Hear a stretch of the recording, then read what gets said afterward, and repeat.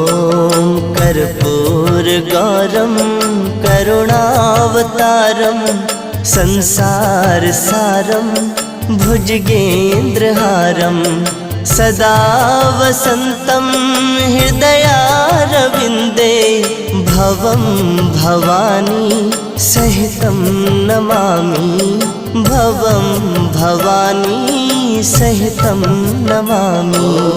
कर्पूरगौरं करुणावतारं संसार